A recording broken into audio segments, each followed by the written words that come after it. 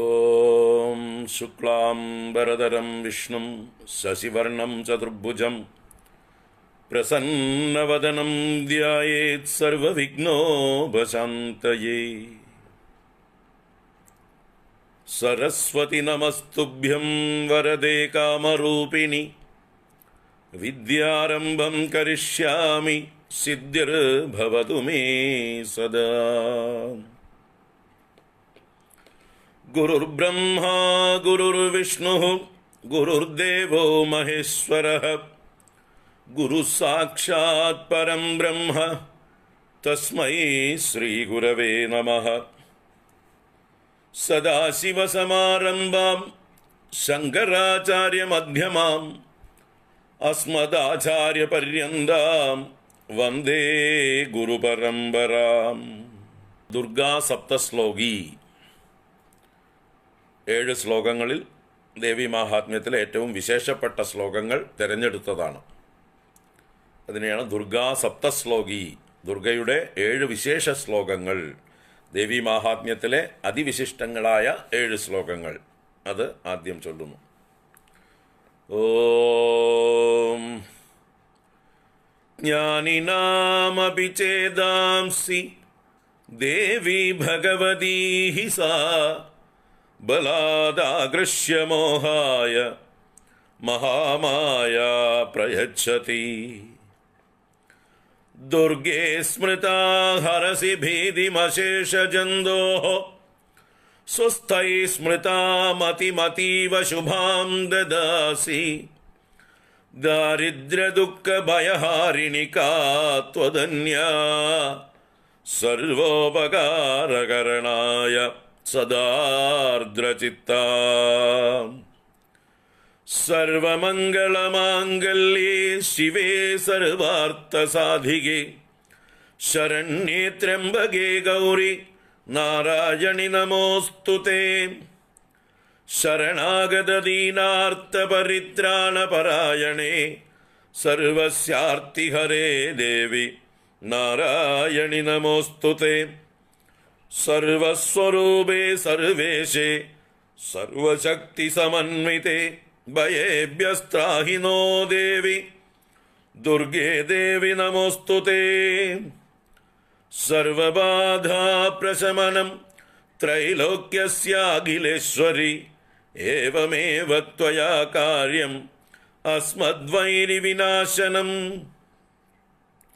രോഗാനശേഷാനപഹംസി തുഷ്ടാ രുഷ്ടാ തു കാമാൻ സകലാനഭീഷ്ടാൻ ത്വാമാശ്രിതാനാം ന വിപന്നരാണാം ത്വാമാശ്രിതാ ഹ്യാശ്രയദാം പ്രയാന്തി. ഇതി ശ്രീ ദുർഗാ സപ്തശ്ലോകീ സമ്പൂർണ. ആദ്യം നിങ്ങൾ പാരായണം പെർഫെക്റ്റ് ആക്കുകയാണ്. കാരണം ദേവി മാഹാത്മ്യം എന്നുള്ള ഗ്രന്ഥം പാരായണ പ്രധാനമാണ്.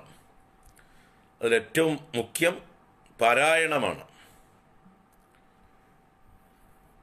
അപ്പോൾ ആ പാരായണം വിധിപ്രകാരം ശ്രദ്ധയോടെ ഭക്തിയോടെ മന്ത്രങ്ങൾ തെറ്റാതെ ഉച്ചരിക്കാൻ പഠിക്കുക. ഇത് ഒരു മന്ത്രം ആണ്, മന്ത്രസ്വരൂപമാണ്, ദേവിയുടെ സ്വരൂപമാണ് ഈ ദേവി മാഹാത്മ്യം. അക്ഷരസ്വരൂപിണിയാണ് ഇവിടെ ദേവി. ദേവി ഇതിലുള്ള മന്ത്രങ്ങളാണ് ദേവിയുടെ ശരീരം. ദേവി മാഹാത്മ്യത്തിലെ ഓരോ അക്ഷരങ്ങളും ദേവിയുടെ ശരീരത്തിലെ ഓരോരോ സെല്ലുകൾ എന്ന് വേണമെങ്കിൽ പറയാം, ഓരോ അവയവങ്ങളെന്ന് പറയാം. അങ്ങനെ മന്ത്രസ്വരൂപിണിയാണ് ഇവിടെ ദേവി.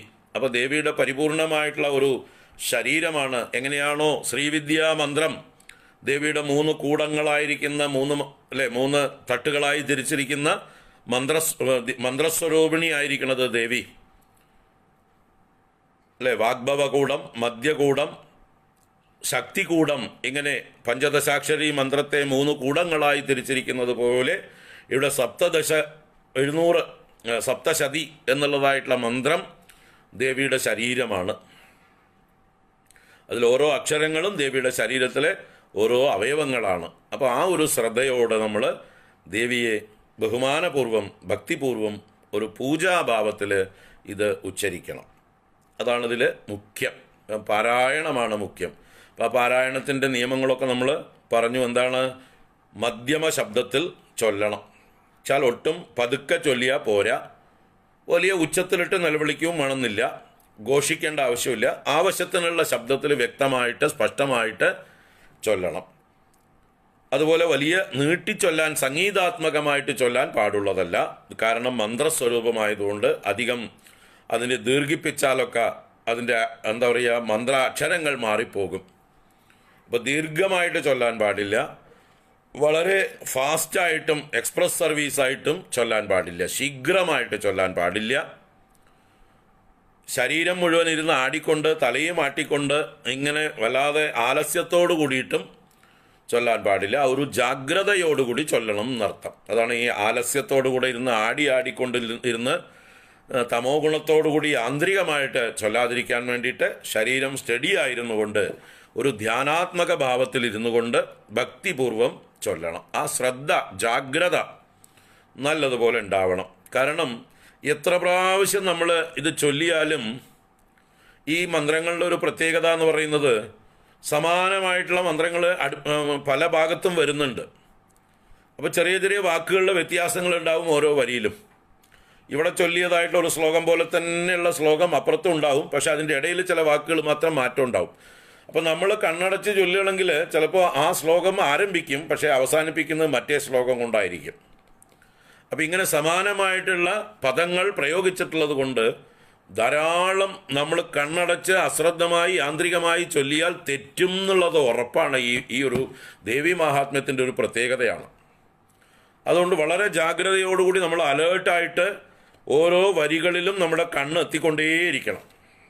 നമ്മൾ എത്ര ബൈഹാർട്ട് പഠിച്ചാലും ആ ഒരു കണ്ണ് അതിനെ ഫോളോ ചെയ്തുകൊണ്ടേയിരിക്കണം. ഇല്ലെങ്കിൽ ജഗിൾ ചെയ്യും, നമ്മൾ എവിടെയെങ്കിലും തെറ്റിപ്പോവും, ചാടിപ്പോവും. അത് അതിൻ്റെ ഒരു സ്വഭാവമാണ്. അത് നമ്മുടെ ഉള്ളിൽ ജാഗ്രത ഉണ്ടാക്കാൻ വേണ്ടിയിട്ടാണ് ഋഷീശ്വരന്മാർ ഇങ്ങനെയൊക്കെ ഘടിപ്പിച്ചിരിക്കുന്നത് എന്നാണ് ഞാൻ മനസ്സിലാക്കുന്നത്. നമ്മളെ എപ്പോഴും ഉണർവോടുകൂടി ഇരുത്താൻ.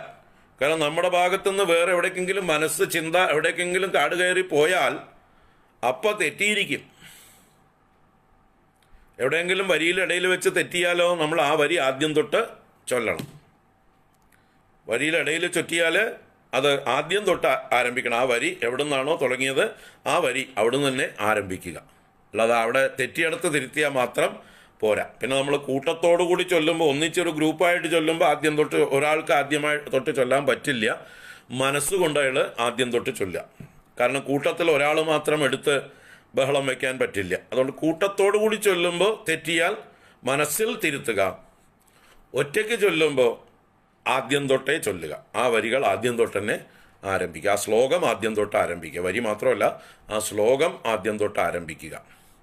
അതുപോലെ ഈ അധ്യായങ്ങളുടെ ഇടയിൽ നിർത്തിയിട്ട് പോയിട്ട് പിന്നെ അവിടെ വെച്ച് കണ്ടിന്യൂ ചെയ്യാൻ പാടുള്ളതല്ല. നമ്മൾ എന്താ പറയുക, ഒരു ഉപാസനയായിട്ട് പാരായണം ചെയ്യുമ്പോൾ പകുതിയിൽ നിർത്തിയിട്ട് പോയിട്ട് പിന്നെ വന്നിട്ട് ബാക്കി തുടരുക. ഇപ്പോൾ 10 ശ്ലോകങ്ങൾ ചൊല്ലി അപ്പോഴേക്കും എന്തോ ഒരു അത്യാവശ്യത്തിന് ഫോൺ വന്നു, എടുക്കാൻ പോയി, തിരിച്ചു വന്നിട്ട് 11ാമത്തെ ശ്ലോകം തൊട്ട് തുടങ്ങിയാൽ പോരാ. അപ്പോൾ നിങ്ങൾ ആദ്യം ചൊല്ലിയ 10 കണക്കിൽ പെടില്ല. 1 എന്ന് തന്നെ തുടങ്ങണം. ഇങ്ങനെയൊക്കെ നിയമങ്ങൾ ഈ ദേവി മഹാത്മ്യ പാരായണത്തിൽ ഉണ്ട്. അതുകൊണ്ട് എന്താണ്, തുടങ്ങിയാൽ ആ അധ്യായം അവസാനിപ്പിച്ചിട്ടേ എണീക്കാവൂ അവിടുന്ന്. അല്ലെങ്കിൽ അത് ചൊല്ലിയതായിട്ട് കണക്കാക്കില്ല. അത് വെള്ളത്തിൽ വരച്ച പോലെ ആവും. അത്രേ ഉള്ളൂ. ദോഷം വരില്ല. ഇപ്പോൾ എമർജൻസി ആയിട്ട് വീട്ടിന് തീ പിടിച്ചാൽ ഇറങ്ങി ഓടേണ്ടി വരില്ലേ? വേറെന്തെങ്കിലും ആരെങ്കിലും കിണറ്റിൽ ചാടി എന്ന് പറഞ്ഞാൽ പോയി എടുക്കാൻ പോകണ്ടേ നമുക്ക്? അപ്പോൾ അതുകൊണ്ട് ദോഷമൊന്നും വരില്ല. പക്ഷെ ആ ചൊല്ലിയത് ന്യൂട്രലായി പോയി, അത് ഫലമില്ലാതെ പോയി. അപ്പോൾ ചൊല്ലിയതിന് ഫലം വേണോ, ആദ്യം തൊട്ട് തന്നെ ചൊല്ലണം. ഇടയിൽ ബ്രേക്ക് വന്നാൽ അത് കണക്കിൽ പെടില്ല എന്നറിയാം. അതൊക്കെയാണ് അതിൻ്റെ നിയമങ്ങൾ. പ്രത്യേകിച്ച് സകാമമായിട്ട് നമ്മൾ എന്തെങ്കിലും സങ്കല്പത്തോടു കൂടി ചൊല്ലുമ്പോൾ ഈ നിയമങ്ങളൊക്കെ നല്ലോണം നമ്മൾ പാലിക്കണം എന്നർത്ഥം. പക്ഷെ ഇപ്പം നമ്മൾ പഠിക്കുകയാണ്. ആ പഠിക്കുമ്പോൾ ഇപ്പോൾ സ്വാമിയെ പോലെയുള്ള ആളുകൾ, ആചാര്യന്മാർ പഠിപ്പിച്ചു തരുമ്പോൾ ഒരധ്യായത്തിൻ്റെ പകുതിയിൽ ചൊല്ലിയിട്ട് പകുതി വരെ കേട്ട് അന്നത്തെ ദിവസം സമയം കഴിഞ്ഞു, നിർത്തുന്നതിന് ദോഷമൊന്നുമില്ല. കാരണം ഇത് പഠിക്കുന്ന സമയമാണ്. സ്വാമിക്ക് ഇവിടെ യാതൊരു കാമവുമില്ല, എന്തെങ്കിലും സങ്കല്പവുമില്ല. ഇത് ചൊല്ലിയിട്ട് ഇതിൽ നിന്ന് എന്തെങ്കിലും പുണ്യം കിട്ടണം, ബെനിഫിറ്റ് കിട്ടണം എന്നുള്ള സങ്കല്പത്തോടു കൂടിയിട്ടല്ല. ഇത് കേൾക്കുന്ന പഠിക്കുന്നതായിട്ടുള്ള നിങ്ങൾക്ക് അത് നന്നായിട്ട് മനസ്സിലാകണം എന്നുള്ളതായിട്ടുള്ള ഒരൊറ്റ സങ്കല്പമേ ഉള്ളൂ, വേറൊരു സങ്കല്പവും ഇല്ല. ദേവീമാഹാത്മ്യം എപ്പോൾ ചൊല്ലാന്നാണെങ്കിൽ എപ്പോഴും ചൊല്ലാം, മോർണിംഗ് ഈവനിങ് എപ്പോൾ വേണമെങ്കിൽ ചൊല്ലാം. നമ്മുടെ സമയ ലബ്ധിക്കനുസരിച്ച് ക്രമീകരിക്കുക. നമ്മളുടെ സമയമാണ് മുഖ്യം. രാവിലെ ആണ് ഏറ്റവും ഉത്തമം ഏത് പാരായണത്തിനും. വേദപാരായണം രാവിലെ ചെയ്യുന്നതാണ് ഉത്തമം. സഹസ്രനാമങ്ങൾ രാവിലെ പാരായണം ചെയ്യുന്നതാണ് ഉത്തമം. ഭാഗവതാദി പുരാണങ്ങൾ രാവിലെ പാരായണം ചെയ്യുന്നതാണ് ഉത്തമം. ദേവീ മാഹാത്മ്യവും രാവിലെ പാരായണം ചെയ്യുന്നതാണ് ഉത്തമം. ആ രാവിലെയുള്ള ഒരു ഫ്രഷ്നെസ് നമുക്ക് 3 മണിക്കൂറാണ് ഒറ്റയടിക്ക് ചൊല്ലാൻ വേണ്ടത്. ഇന്നലെ ഞാൻ സമ്പൂർണ്ണമായിട്ട് ചൊല്ലി. ഇന്നലെ 6 മണിക്ക് ആരംഭിച്ചു, 9 മണിക്ക് മുമ്പായിട്ട് രാത്രി കംപ്ലീറ്റ് ചെയ്തു. അതാണ് ഇന്ന് തൊണ്ട പോയത്, നല്ല ഉച്ചത്തിൽ ചൊല്ലി. അപ്പോൾ 3 മണിക്കൂർ വേണ്ടി വന്നില്ല. 3 മണിക്കൂറിൽ ഒരു 10 മിനിറ്റ് കുറവേ വേണ്ടി വന്നുള്ളൂ കംപ്ലീറ്റ് ഈ പുസ്തകം മുഴുവൻ ചൊല്ലാൻ. ഈ പറഞ്ഞ 6-ാം പേജിലാണ് ദുർഗാ സപ്തശ്ലോകി. അത് കഴിഞ്ഞ് അവസാനത്തെ 168-ാം പേജ് വരെയും ആപതുന്മൂലന ദുർഗാ സ്തോത്രം വരെയുള്ളതായിട്ടുള്ള കംപ്ലീറ്റ് പേജുകളും ഇന്നലെ ഒറ്റയടിക്ക് ചൊല്ലി. 2 മണിക്കൂർ 50 മിനിറ്റോളം വേണ്ടി വന്നുള്ളൂ. അതും ഒരുവിധം എൻ്റെ സ്പീഡെന്ന് പറഞ്ഞാൽ മര്യാദയ്ക്കുള്ള സ്പീഡേ ഉള്ളൂ, നല്ല സ്പീഡിലല്ല. അപ്പോൾ സാധിക്കും എന്ന് പറയാം. അപ്പോൾ ഒരു 10 മണിക്ക് ഇരുന്നാൽ 1 മണിയാകുമ്പോഴേക്കും സുഖമായിട്ട് പാരായണം ചെയ്യാൻ പറ്റും. അതിപ്പോൾ നിങ്ങൾ ചൊവ്വ, വെള്ളി മുതലായ ദിവസങ്ങൾ പൂർണ്ണമായിട്ട് പാരായണം ചെയ്യാൻ തിരഞ്ഞെടുക്കാം. ബാക്കി ദിവസങ്ങളിൽ ഭാഗികമായിട്ടുള്ള സ്തുതികൾ മാത്രമായിട്ട് പാരായണം ചെയ്യാം. അതൊക്കെ നിങ്ങളുടെ പ്രാരബ്ധം പോലെ, നിങ്ങളുടെ സൗകര്യം പോലെ എന്തെങ്കിലും ദിവസം ചൊല്ലുക. ദേവീ മാഹാത്മ്യത്തെ നിത്യവും ഒന്ന് സ്മരിക്കുക, അതിലുള്ള ഏതെങ്കിലും ഭാഗങ്ങൾ ചൊല്ലുക എന്നുള്ളത് ദേവിയുടെ അനുഗ്രഹത്തിന് നിങ്ങൾ പാത്രീഭവിക്കും.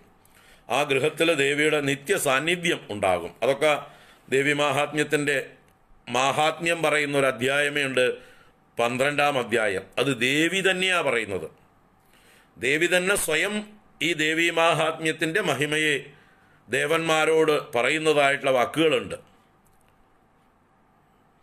ദേവീ ചരിതമാഹാത്മ്യം എന്നാണ് ആ അധ്യായത്തിൻ്റെ പേര് തന്നെ. ഈ ദേവീ ചരിതങ്ങൾ, 3 ചരിതങ്ങൾ നിത്യവും പാരായണം ചെയ്യുമ്പോൾ എന്തൊക്കെ അനുഗ്രഹങ്ങളാണ് ദേവി ചൊരിയുന്നത് എന്ന് 12-ാം അധ്യായത്തിൽ എണ്ണി പറയുന്നുണ്ട്. അപ്പോൾ തീർച്ചയായിട്ടും നിത്യവും ഏതെങ്കിലും ഒരു ഭാഗമെങ്കിലും പാരായണം ചെയ്യുക. വെള്ളി ചൊവ്വ ദിവസങ്ങളിൽ പൂർണ്ണമായിട്ട് പാരായണം ചെയ്യാൻ പറ്റുകയാണെങ്കിൽ ഉത്തമം. അല്ലെങ്കിൽ 2 പ്രാവശ്യമായിട്ട് പാരായണം ചെയ്യാം. രാവിലെ 1-ാമത്തെ ചരിതവും 2-ാമത്തെ ചരിതവും, അതായത് പ്രഥമ ചരിതവും മധ്യമ ചരിതവും പാരായണം ചെയ്ത് നിർത്തുക. ഒരു 1.5 മണിക്കൂർ മതി അതിന്. ആദ്യത്തെ അംഗങ്ങളും എല്ലാം കൂടി ചേർത്ത് പ്രഥമ ചരിതവും മധ്യമ ചരിതവും വരെ ചൊല്ലാനായിട്ട് 1.5 മണിക്കൂർ ധാരാളം മതി. അത് കഴിഞ്ഞ് വേണമെങ്കിൽ ഒരു ബ്രേക്ക് ചെയ്ത് വൈകുന്നേരം ഫ്രഷായിട്ട് കാലുമുഖം കഴുകിയിട്ടോ കഴുകിയിട്ടോ കുളിച്ചിട്ടോ എന്ന് പറഞ്ഞ പോലെ സന്ധ്യയ്ക്ക് ഒരു 5 മണിക്ക് ഇരുന്നാൽ ഒരു 6:30 ആകുമ്പോഴേക്കും തീർക്കാം. അല്ലെങ്കിലോ വിളക്ക് കൊളുത്തിയ ശേഷം 6:30-ക്ക് ഇരുന്നാൽ 8 മണിയാകുമ്പോഴേക്കും തീർക്കാം. അല്ലെങ്കിൽ വിളക്ക് കൊളുത്തിയിട്ട് 6 മണിക്ക് ഇരുന്ന് 7:30 ആകുമ്പോഴേക്കും തീർക്കാം. എന്തായാലും അവനവൻ്റെ പ്രാരബ്ധം പോലെ, സൗകര്യം പോലെ വീട്ടിലുള്ള മറ്റ് അംഗങ്ങൾക്ക് ഉപദ്രവം, ബുദ്ധിമുട്ടുകൾ ഉണ്ടാകാത്ത രീതിയിൽ ക്രമീകരിക്കാം. അത് അവനവൻ്റെ സൗകര്യങ്ങൾ അവനവനാണ് ക്രമീകരിക്കേണ്ടത്. ഇനിയിപ്പോൾ ജോലിക്കൊക്കെ പോകുന്നവർ പകലെല്ലാം ജോലിക്ക് പോയിട്ട് വന്നാൽ തിരിച്ച് വൈകുന്നേരമാണ് എത്തുന്നതെങ്കിലോ, രാത്രി 8 മണിക്കൊക്കെ വീടെത്തണമെങ്കിൽ അപ്പോൾ വന്ന് കുളിച്ച് ഓരോ അധ്യായമെങ്കിലും ദിവസവും വായിച്ചിട്ട് 7 ദിവസം കൊണ്ട് പൂർത്തീകരിക്കുന്ന ക്രമത്തിൽ അവർക്ക് ആവാം. അല്ലെങ്കിൽ അവർക്ക് നാരായണീ സ്തുതി മാത്രമായിട്ടും ചൊല്ലാം, വിരോധമില്ല. കാരണം അവരുടെ പ്രാരബ്ധം അനുവദിക്കുന്നില്ല. അപ്പോൾ ഞായറാഴ്ചയോ മറ്റോ ഒഴിവുള്ള ദിവസം പൂർണ്ണമായിട്ട് പാരായണം ചെയ്യാം അവർക്ക്. ഇതൊക്കെ അവനവൻ്റെ കോമൺ സെൻസ് ഉപയോഗിച്ചാൽ തന്നെ ഇതിന് ഉത്തരം കിട്ടും. ഞായറാഴ്ചകളിൽ ഒഴിവുണ്ടല്ലോ, ഏതെങ്കിലും ഒരു ദിവസം ആഴ്ചയിൽ ഒഴിവുണ്ടാവുമല്ലോ, ആ ഒഴിവ് ദിവസം പൂർണ്ണമായിട്ട് ചൊല്ലുക. ബാക്കിയുള്ള ദിവസങ്ങളിൽ സൗകര്യം പോലെ ഏതെങ്കിലും സ്തുതികളോ കവചസ്തോത്രം മാത്രമെങ്കിലുമോ ചൊല്ലുക. കവചസ്തോത്രം അത്രയ്ക്ക് ശക്തിയുള്ളതാണ്. ആ കവചസ്തോത്രം നമ്മളെ രക്ഷിക്കും.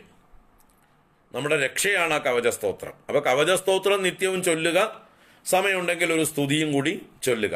നാരായണീ സ്തുതിയോ അല്ലെങ്കിൽ പ്രത്യേകിച്ച് നമ്മൾ കുട്ടികൾക്കായിട്ട് ഉപദേശിക്കുമ്പോൾ 5-ാം അധ്യായത്തിലെ സ്തുതിയുണ്ടല്ലോ, യാ ദേവി സർവഭൂതേഷു എന്ന് വരുന്നതായിട്ടുള്ള ദേവീ സൂക്തം എന്ന് പറയുന്ന അപരാജിതാ സ്തുതി എന്ന് പറയുന്നതായിട്ടുള്ള താന്ത്രികം ദേവീ സൂക്തം എന്നും അതിനെ പറയും.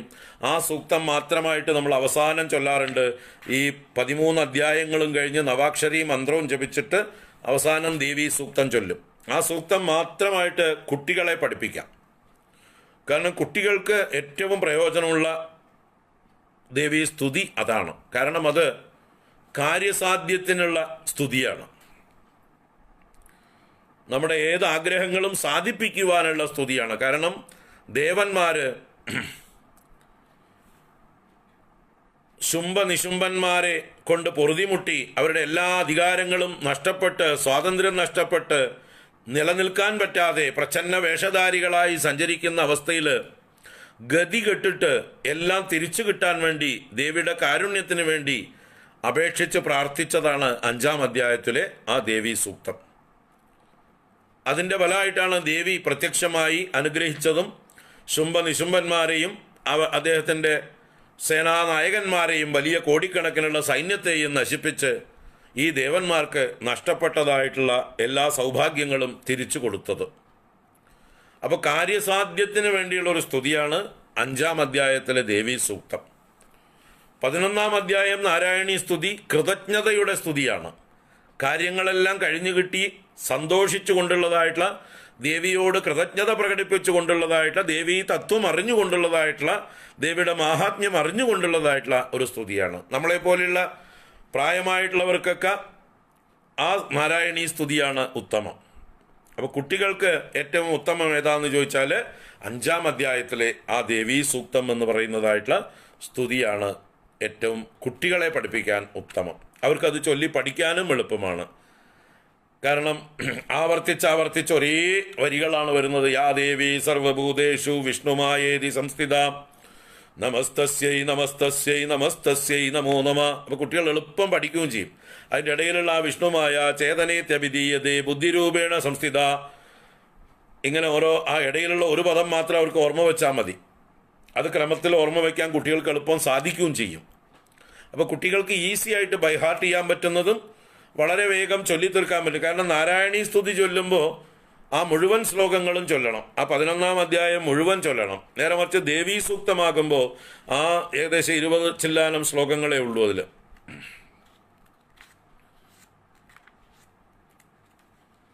30 ശ്ലോകങ്ങൾ. ആ 30 ശ്ലോകങ്ങൾ മാത്രമേ ഉള്ളൂ. എളുപ്പത്തിൽ കുട്ടികൾക്ക് രാവിലെ സ്കൂൾ പോകുന്നതിന് മുമ്പ് ചൊല്ലിയിട്ട് പോകാനും പറ്റും. അല്ലെങ്കിൽ വൈകുന്നേരം സന്ധ്യാനാമമായിട്ട് കുട്ടികൾക്ക് ചൊല്ലാൻ പറ്റും. അപ്പോൾ കുട്ടികൾക്ക് ബെസ്റ്റ് ഏതാണെന്ന് ചോദിച്ചാൽ താന്ത്രികം ദേവീ സൂക്തം 5-ാം അധ്യായത്തിലെ നമോ ദേവ്യൈ മഹാദേവ്യൈ ശിവായൈ സതതം നമഃ എന്നാരംഭിക്കുന്ന ആ നാമം കുട്ടികൾക്ക് പഠിപ്പിച്ചു കൊടുക്കുക. അത് അവർക്ക് എല്ലാ വിജയവും ഉണ്ടാക്കി കൊടുക്കും. ദേവിയുടെ പരിപൂർണമായിട്ടുള്ള രക്ഷയ്ക്ക് അവർ പാത്രീഭവിക്കും. അപ്പോൾ എളുപ്പം ചൊല്ലാവുന്നതുമാണ്. അപ്പോൾ വലിയവർക്ക് നാരായണീ സ്തുതി, കുട്ടികൾക്ക് കാര്യസാധ്യത്തിന് താന്ത്രികം ദേവീ സൂക്തം. അപ്പം ഇങ്ങനെയുള്ള കാര്യങ്ങളൊക്കെ മനസ്സിലാക്കുക. അപ്പോൾ നമുക്ക് ആദ്യം തൊട്ട് വരാം. ഒറ്റയടിക്ക് 3 മണിക്കൂർ ഇരുന്നു കൊണ്ട് ചൊല്ലാൻ സാധിക്കുമെങ്കിൽ അതാണ് ദ ബെസ്റ്റ്, ഉത്തമമായിട്ടുള്ള മാർഗം. അത് പറ്റാത്തവർക്ക് വേണ്ടിയിട്ടാണ് നമ്മൾ കോംപ്രമൈസുകൾ വെച്ചിരിക്കുന്നത്. രാവിലെ രണ്ട് ചരിതങ്ങൾ വായിച്ച് വൈകുന്നേരം ഒരു ചരിതം വായിച്ചോളൂ. അപ്പോൾ എക്സംഷൻ നിങ്ങൾക്ക് തന്നു. അല്ലെങ്കിൽ ഒരു ദിവസം ഒന്നിച്ച് ചെയ്യാൻ പറ്റുന്നില്ലെങ്കിൽ ഇന്നൊരു ചരിതം, നാളെ ഒരു ചരിതം, മറ്റന്നാൾ ഒരു ചരിതം. ഇനി അതും പറ്റുന്നില്ലെങ്കിൽ അപ്പോഴാണ് 7 ദിവസമാക്കിയിട്ട് വിഭജിച്ച് തന്നിരിക്കുന്നത്. 7 ദിവസം കൊണ്ടെങ്കിലും ഈ ദേവി മാഹാത്മ്യം പാരായണം ചെയ്ത് തീർക്കൂ എന്നാണ് ഋഷീശ്വരന്മാർ നമ്മളോട് ആവശ്യപ്പെടുന്നത്. അപ്പോൾ ഈ ക്രമം ഒന്ന് നോക്കുക.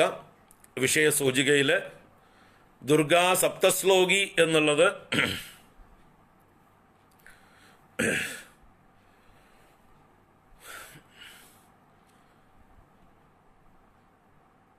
ദുർഗാ സപ്തശ്ലോകി, അത് എല്ലാ ദിവസവും ചൊല്ലാവുന്നതാണ്. 7 ശ്ലോകങ്ങൾ ദേവി മാഹാത്മ്യത്തിലെ.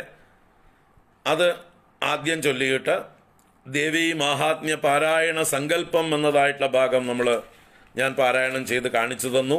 ഇനിയും കാണിച്ചു തരാം, പല പ്രാവശ്യം കാണിച്ചു തരാം. അത് കഴിഞ്ഞ് ശാപോദ്ധാര മന്ത്രം 7 പ്രാവശ്യം ചൊല്ലാനുള്ളതായിട്ടുള്ള മന്ത്രം, അതും വ്യക്തമായി കാണിച്ചു തന്നു. ഇതിൽ ഈ മന്ത്രം, ശാപോദ്ധാര മന്ത്രം, മറ്റ് പുസ്തകങ്ങളിൽ വ്യത്യാസമുണ്ട്, ചെറിയ വ്യത്യാസം, അക്ഷര വ്യത്യാസമുണ്ട്. ഇതാണ് പെർഫെക്റ്റ് എന്ന് വേണമെങ്കിൽ നമുക്ക് അവകാശപ്പെടാം. കാരണം ഇത് നോർത്ത് ഇന്ത്യൻ ബംഗാളി പാഠമാണ്. ഇതിലാണ് അർത്ഥപൂർണമായിരിക്കുന്നത് ഈ മന്ത്രം. മറ്റ് പുസ്തകങ്ങളിലുള്ളത് ഓം ഹ്രീം ക്ലീം ശ്രീം ക്രാം ക്രീം ചണ്ഡികാ ദേവ്യൈ ശാപാനുഗ്രഹം കുരു കുരു സ്വാഹ എന്നേ ഉള്ളൂ. മറ്റ് പുസ്തകങ്ങളിൽ ശാപാനുഗ്രഹം, ഇവിടെ ശാപനാശാനുഗ്രഹം എന്നുണ്ട്. ഇത് ഞാൻ ഉണ്ടാക്കിയതല്ല, ഇത് നോർത്ത് ഇന്ത്യൻ പാഠത്തിലാണ് ശാപനാശാനുഗ്രഹമുള്ളത്. അപ്പം ശാപനാശത്തിനാണ് വാസ്തവത്തിൽ അനുഗ്രഹം വേണ്ടത്. മറ്റത് ശാപാനുഗ്രഹം എന്ന് പറയുമ്പോൾ പൂർണ്ണമാവുന്നില്ല, ശാപ അനുഗ്രഹമാകുകയാണ്. ശാപം തന്നെ അനുഗ്രഹമാകുക അല്ലെങ്കിൽ ശാപത്തിനുള്ള അനുഗ്രഹമാവുക. അപ്പോൾ അത് അർത്ഥപൂർണമല്ല ആ പ്രയോഗം. ശാപനാശാനുഗ്രഹമാണ് അതിൻ്റെ ശരിക്കുള്ള വാക്ക്, പൂർണ്ണമായിട്ടുള്ള വ്യക്തമായിട്ടുള്ള അർത്ഥം സ്പഷ്ടമാകുന്നത്. ഇത് വടക്കേ ഇന്ത്യൻ പാഠമാണ്, ബംഗാളി പാഠമാണ്. ശാപനാശാനുഗ്രഹം കുരു കുരു സ്വാഹ എന്നത്. അപ്പോൾ അതാണ് പെർഫെക്റ്റ്. അതുകൊണ്ടാണ് നമ്മളിത് തിരഞ്ഞെടുത്തത്, ശാപനാശാനുഗ്രഹം കുരു കുരു സ്വാഹ എന്നത്. അപ്പോൾ ഇതാണ് മറ്റ് പുസ്തകങ്ങളിൽ നിന്നുള്ള വ്യത്യാസം. ഉത്കീലന മന്ത്രം എല്ലാ പുസ്തകത്തിലും കോമൺ തന്നെയാണ്. അത് 21 പ്രാവശ്യം വീതം ചൊല്ലുക. അത് കഴിഞ്ഞ് ത്രയാംഗപൂർവകമായിട്ട് ചൊല്ലുമ്പോൾ ആദ്യം കവച സ്തോത്രം, ദേവി കവചം 56 ശ്ലോകങ്ങളാണ്. അത് കഴിഞ്ഞ് അർഗള സ്തോത്രം 28 ശ്ലോകങ്ങളാണ്. കീലക സ്തോത്രം 14 ശ്ലോകങ്ങളാണ്. അപ്പോൾ പകുതിയായി കുറഞ്ഞു വരുന്നു. ഈ 3-നെയാണ് ത്രയാംഗങ്ങൾ എന്ന് പറയുന്നത്. അർഗള, കവചം, അർഗള, കീലകം. അത് കഴിഞ്ഞ് വിധിപ്രകാരം താന്ത്രികം രാത്രി സൂക്തമാണ് നമ്മൾ ഇതിൽ ചൊല്ലുന്നത്. 1-ാം അധ്യായത്തിൽ ബ്രഹ്മദേവൻ കാളരാത്രിയായ മഹാകാളിയെ സ്തുതിക്കുന്ന സ്തുതിയാണ് രാത്രി സൂക്തം. അത് പൂർവാംഗമായിട്ടും മുമ്പിലെടുത്ത് നമ്മൾ ചൊല്ലുന്നു. പിന്നെ നവാക്ഷരി മഹാമന്ത്രം എങ്ങനെയാണ് ജപിക്കേണ്ടത് എന്ന് നമ്മൾ കാണിച്ചു തന്നു. ഗുരുക്കന്മാരെ സങ്കല്പിച്ചുകൊണ്ട് അത് വിധിപ്രകാരം 54 അല്ലെങ്കിൽ 108 പ്രാവശ്യം വീതമാണ് ചൊല്ലേണ്ടത്.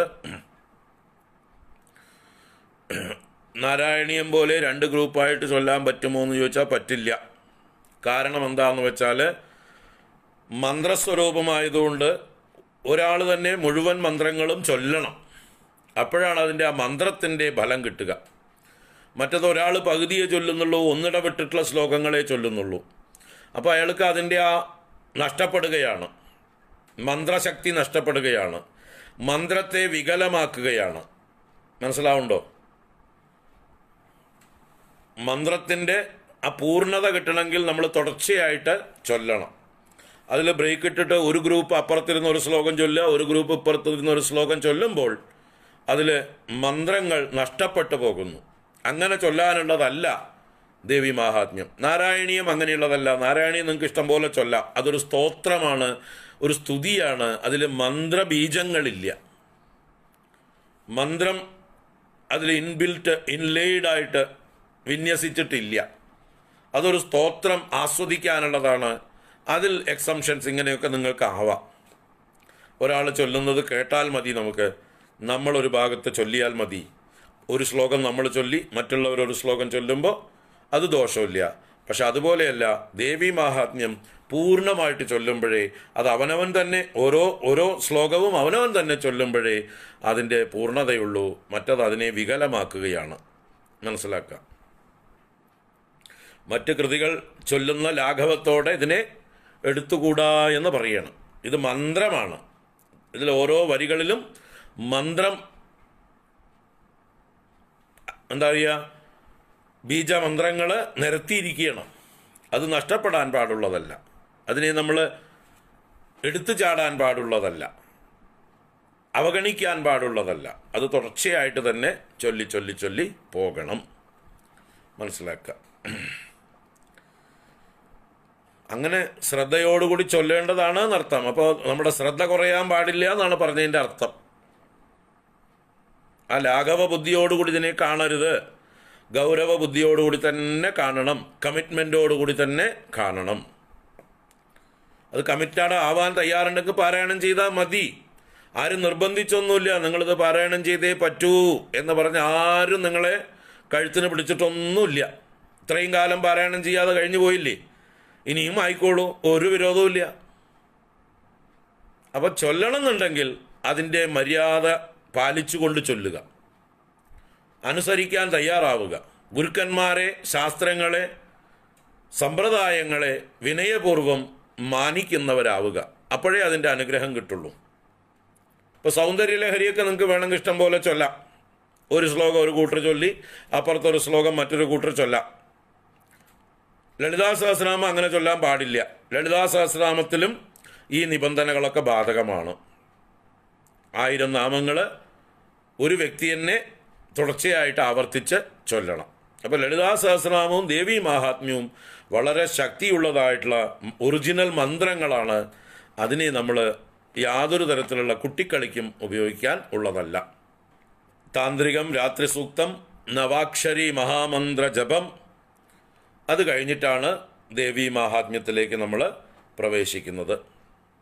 അപ്പോൾ 3 ചരിതങ്ങൾ, 13 അധ്യായങ്ങൾ, ഇതാണ് ദേവീ മാഹാത്മ്യം. ആ 3 ചരിതങ്ങളിൽ പ്രഥമ ചരിതം മധുകൈടഭ വധം എന്നുള്ളതായിട്ടുള്ള ചരിതമാണ്. ഒരധ്യായമേ ഉള്ളൂ, ഇത്തിരി വലിയ അധ്യായമാണ്. അതിൽ ബ്രഹ്മദേവൻ ദേവിയെ സ്തുതിക്കുന്നൊരു സ്തുതിയും ഉണ്ട്. പിന്നെ മധ്യമചരിതം 3 അധ്യായങ്ങളാണ്, 2, 3, 4 അധ്യായങ്ങളാണ്. മഹിഷാസുര വധമാണ് അതിലെ മുഖ്യ കഥ. 4-ാം അധ്യായം അതിമനോഹരമായിട്ടുള്ള ദേവീ സ്തുതിയാണ്. മഹിഷാസുര വധം കഴിഞ്ഞ് സന്തോഷിച്ച ദേവന്മാർ ഇന്ദ്രൻ്റെ നേതൃത്വത്തിൽ ദേവിയെ സ്തുതിക്കുന്നതായിട്ടുള്ള ശക്രാധികൃത ദേവീ സ്തുതി എന്ന അതിമനോഹരമായിട്ടുള്ള സ്തുതിയാണ് 4-ാം അധ്യായം. ഉത്തമചരിതം എന്നതാണ് 3-ാമത്തെ ചരിതം. അത് 9 അധ്യായങ്ങളാണ്, 5 മുതൽ 13 വരെയുള്ള 9 അധ്യായങ്ങൾ. ശുംഭ നിശുംഭ വധമാണ് അതിലെ മുഖ്യ കഥ. ആ ശുംഭൻ്റെ തന്നെ ഭൃത്യന്മാരായ സേനാനായകന്മാരായ ധൂമ്രലോചനൻ, ചണ്ഡമുണ്ടൻ, രക്തബീജൻ മുതലായ അസുരന്മാരെയും ദേവി വധിക്കുന്നതായിട്ടുള്ള കഥകളാണ് അതിൽ ഓരോരോ അധ്യായങ്ങൾ.